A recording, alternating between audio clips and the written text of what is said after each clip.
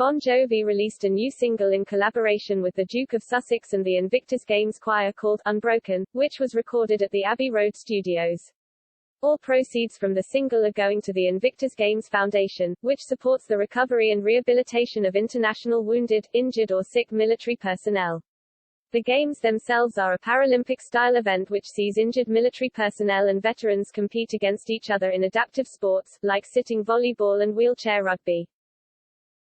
Harry teased the song on social media, first releasing a mock-up text conversation with the singer and then with a video of the two of them in the sound booth recording vocals together.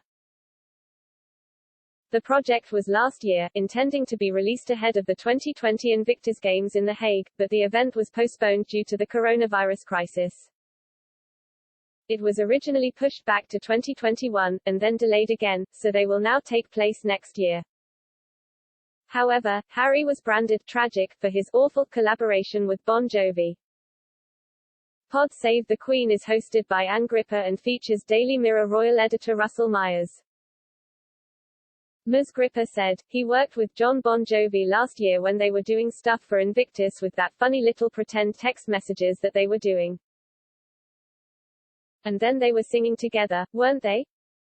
Mr. Myers replied, "Oh God. That was pretty tragic, wasn't it? It was awful."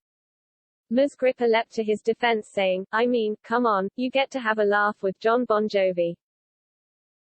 Mr. Myers asked, "Is Jon Bon Jovi even cool? It's our era, isn't it?" Ms. Gripper insisted, "You can't diss Jon Bon Jovi, I'm sorry." Still incredulous, Mr. Myers said, "Really? I mean, I'm not really a fan of Jon Bon Jovi, to be honest." Ms. Gripper replied, "Ultimately, you've got to stick with the original music from our era. It's even probably from before our era, the big hair and the rocking, all of that good stuff." Mr. Myers added, "Our era is probably speed garage and Britpop. That's a bit cooler." Bon Jovi came up because Mr. Myers said Harry's latest appearance at Vax Live reminded him of it. Vax Live was a concert held in Los Angeles attended by vaccinated frontline workers, at which Harry called for vaccinations to be distributed to everyone, everywhere. Mr. Myers said it was a sentiment we can all agree with, noting that it was a star-studded event, hosted by Selena Gomez and featuring performances from Jennifer Lopez and the Foo Fighters, as well as a video message from U.S. President Joe Biden.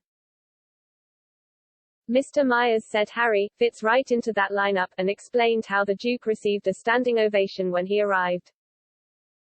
Harry praised the frontline workers in attendance at the Sophie Stadium, saying the event was a celebration of them and the millions of others around the world working tirelessly to combat the pandemic. A recording of the Vax Live concert will be broadcast tomorrow at 8 p.m. Eastern Time, 12 a.m. Greenwich Mean Time.